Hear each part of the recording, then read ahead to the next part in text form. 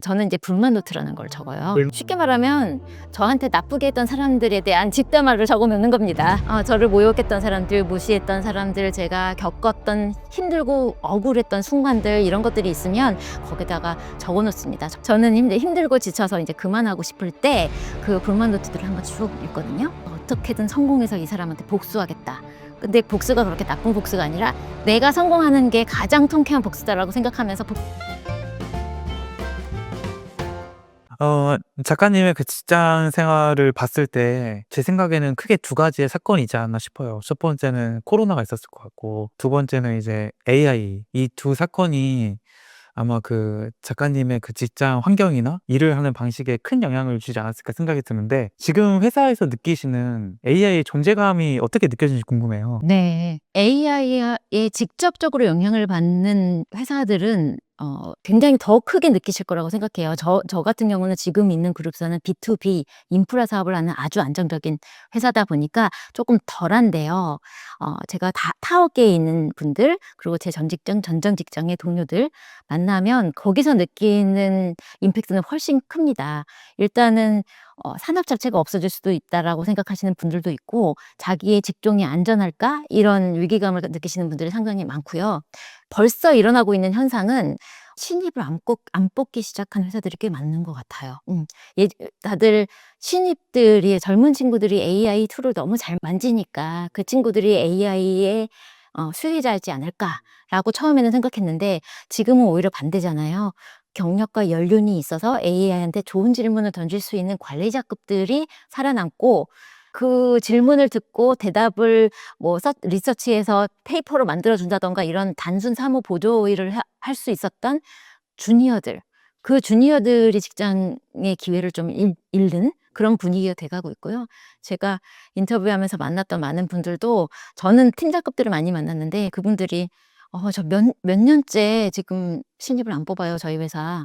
이러다가 제가 막내가 되겠어요. 이런 말씀도 하시고, 또 관리자였던 개발자셨는데 그분도 내가 얘기를 했어, 회사에.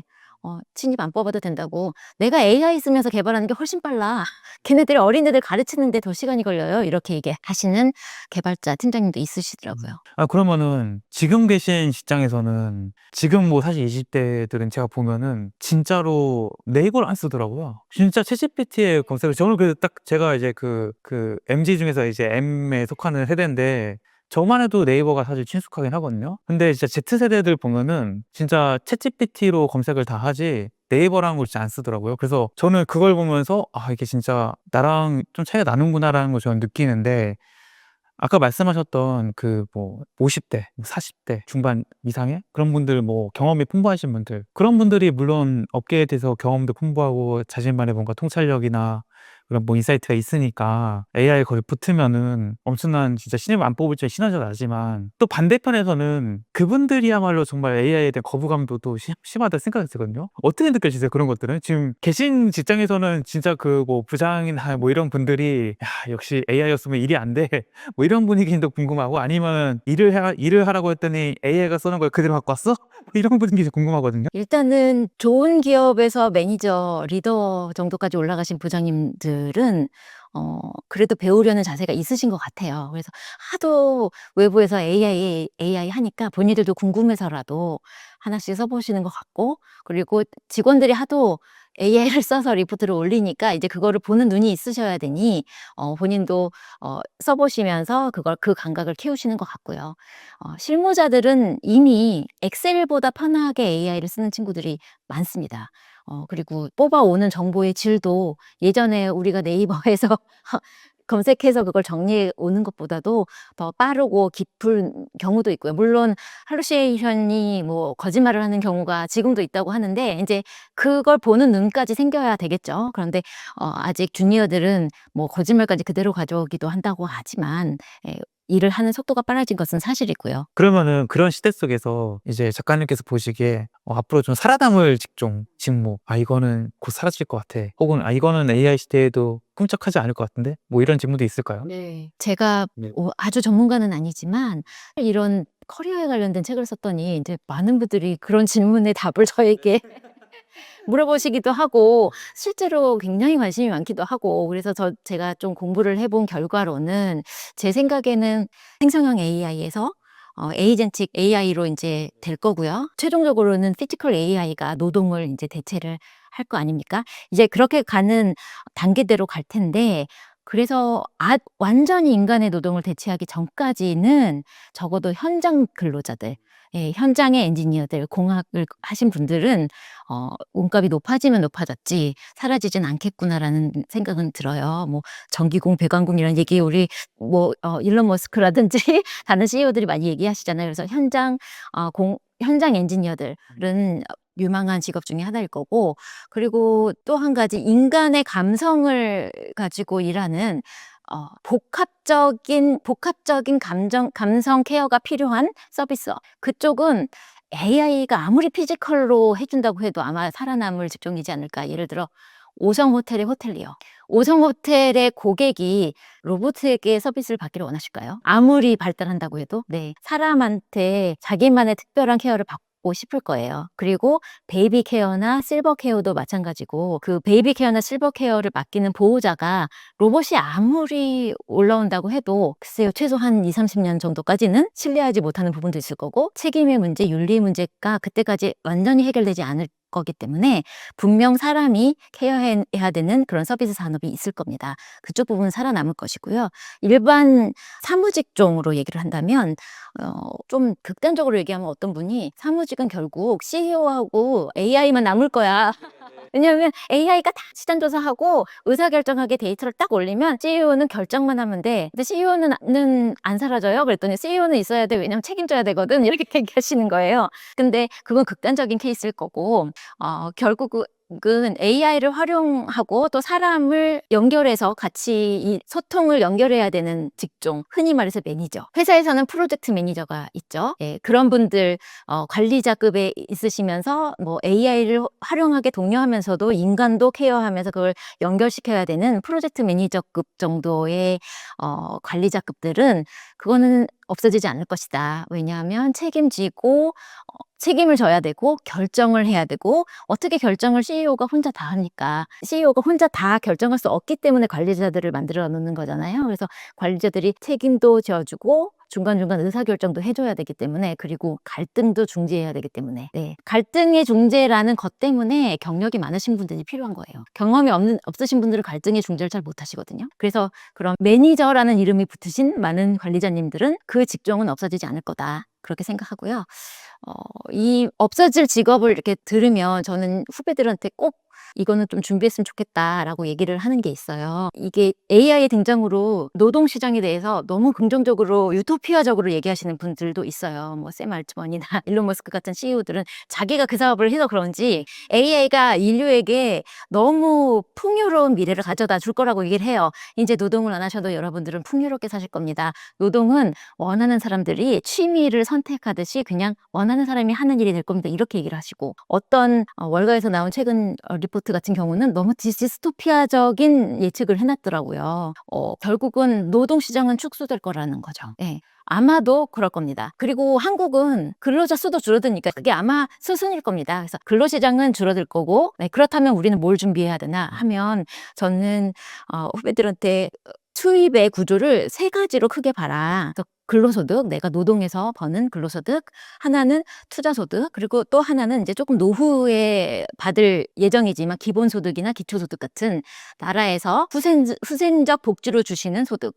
이 부분은 좀 이제 나중이라고 생각한다면 근로소득이 있는 동안에 굉장히 일부분은 투자를 하셔서 항상적인 수입이 나오는 투자 수익을 만들어 놓으셔야 나중에 디스토피아든 나중에 선택해서 일을 할지 아닐지일 때 항상적인 수입이 있고 없고가 굉장히 차이를 만들 거다. 네, 그런 얘기를 해주거든요. 그래서 일을 하는 동안에도 투자에 너무 관심을 가져서 제가 회의실 들어가면요 보여요. 그래서 그걸 보고 있어요. 네, 그런 친구들이 있거든요. 근데 그거는 저는 권하지는 않습니다. 그래서 80%는 지금 현직에 포커스를 해라. 20%는 미래에 투자해라. 이렇게 얘기를 하는데 직장 생활에 있는 동안에는 현직에 조금 집중했으면 좋겠고 투자도 가능하면 좀 안정적인 투자 있잖아요. ETF 같은 점진적으로 우상향하는 ETF들에 꾸준한 투자를 해서 복리의 효과를 얻어서 20년 후, 30년 후에 거기서 되게 안정적인 월 생계 비용이 나올 수 있게 그렇게 만드는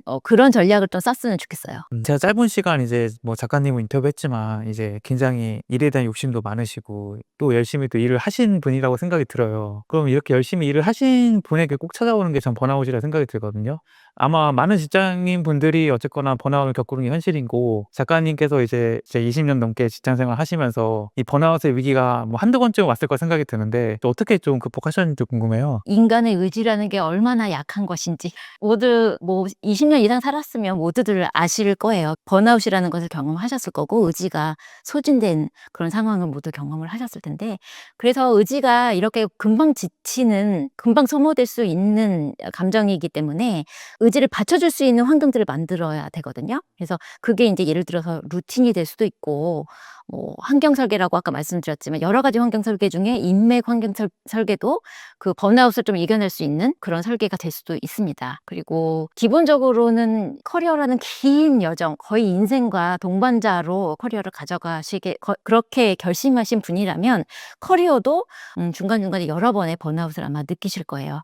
그럴 때 흔들리지 않으려면 본인에 대해서 잘 파악하고 있으셔야 되고 본인의 커리어 패스, 방향성에 대해서 롱텀의 시각이 있어야 돼요. 롱텀의 시각이 있으면 중간에 조금 지칠 때 나는 어차피 길게 보고 있기 때문에 지금 잠깐 지치는 시기야. 내가 지금 여기 정도 있구나. 그럼 조금 쉬어가자. 이렇게 생각할 수 있는데 이게 숏텀일 경우에는 그 번아웃까지도 너무나 불안하게 느껴질 수 있거든요. 네, 그래서 커리어의 본인의 방향성을 좀 긴 호흡으로 잘 계획하셔서 방향성을 잡으셔서 지금 중간에 오는 번아웃이 좀 쉬어가는 타이밍이다. 그것도 인식하시고 이왕 쉬신다면 좀 잘 쉬시고 그러셨으면 좋겠고 제가 번아웃을 이겨냈던 한 가지 팁이 있다고 하면 저는 목표를 적어놓는 목표 일기장이 있어요. 그래서 목표를 적어놓고 시각화를 하라는 얘기들 훌륭하신 분들이 많이 하시잖아요. 그것도 굉장히 모티베이션이 되고요.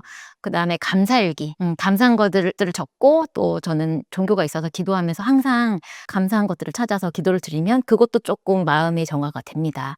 근데 마지막으로 남들이 좀 안 하는 것 같은데 이거는 좀 저만의 팁일 수도 있습니다. 저는 이제 불만 노트라는 걸 적어요. 불만 노트. 네.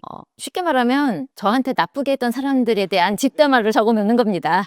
저를 모욕했던 사람들, 무시했던 사람들, 제가 겪었던 힘들고 억울했던 순간들 이런 것들이 있으면 거기다가 적어 놓습니다. 적어 놓는 이유는 첫 번째는 그런 부정적인 감정의 에너지가 강하거든요. 그 강한 에너지를 내가 담고 있으면 저를 해치기도 하더라고요. 그래서 그걸 제가 뽑아서 외장하드에다가 저장하듯이 거기다가 적어놔요. 그러면 일단은 저하고는 분리가 되는 거고 적으면서도 많이 흥분은 가라앉습니다. 예, 그런 목적으로도 적기도 하고요. 두 번째 목적이 더 킥인데 저는 힘들고 지쳐서 이제 그만하고 싶을 때 그 불만 노트들을 한번 쭉 읽거든요. 그러면 저를 무시하고 하찮게 대했던 사람들의 얼굴과 그때 했던 말들이 그대로 리마인드 되면서 그때 이걸 적으면서 제가 분해서 적었을 거 아니에요. 내가 어떻게든 성공해서 이 사람한테 복수하겠다. 근데 복수가 그렇게 나쁜 복수가 아니라 내가 성공하는 게 가장 통쾌한 복수다라고 생각하면서 복수를 다짐했었어요. 그래서 내가 복수해서 이 사람한테 이 사람의 코를 납작하게 해주는 상상을 그때 막 했단 말이죠. 그게 다시 떠올라요. 그 감정이 모티베이션이 다시 살아나는 거예요. 번아웃을 이겨내는데 사실 이것만큼 좋았던 게 없어요. 저는. 제가 이제 그 작가님께서 이번에 쓰신 책 지금의 일을 계속해도 괜찮을까를 딱 읽고서 진짜 이직을 생각하거나 진짜 뭔가 좀 커리어에 대한 고민을 가진 친구에게 진짜 선물을 해줘야겠다는 생각이 들 정도로 저는 굉장히 제가 직장생활 하지 않음에도 불구하고 재미있게 읽었고 정말 너무 좋은 얘기다라는 생각이 들었거든요. 근데 이제 이 워크북이 있었다면서요? 네. 원래는 책이 훨씬 두꺼울 뻔했어요. 그래서 제가 셀프 워크북이라고 해서 본인이 본인을 좀 근데 말로만 어떻게 진단하죠? 이렇게 생각할 수 있잖아요. 그래서 가이드를 해드려야 되겠다 싶어서 총 10개의 주제에 대해서 본인을 찾아가는 재능 씨앗을 찾고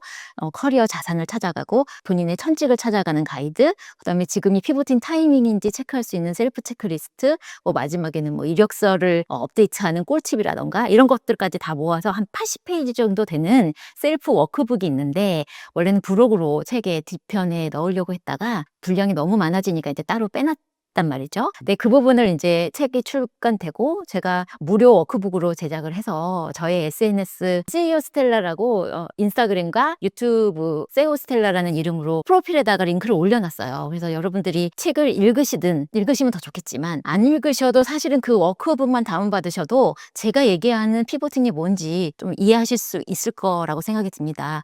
머릿속으로만 상상하는 것과 적어서 보는 건 상당히 다르잖아요. 그래서 꼭 적어서 보시라고 저는 얘기를 하고 싶어요. 기억은 왜곡될 수 있지만 기록은 정말 정확하게 남거든요. 그래서 본인이 본인을 진단하고 방향성을 잡는 그런 여정을 꼭 기록해서 보시기를 바랍니다. 끝으로 이제 구독자분들 좀 해주고 싶은 말씀 있으신가요? 제 생각에는 성장일기를 구독하시는 분들 정도라면 상향심이 있고, 네, 그리고 아마도 일을 생계로만 생각하지 않으시는 분일 가능성이 많아요. 예, 본인이 성장하고 싶은 욕구가 많으신 분들이 이 채널을 구독하지 않을까라고 생각합니다.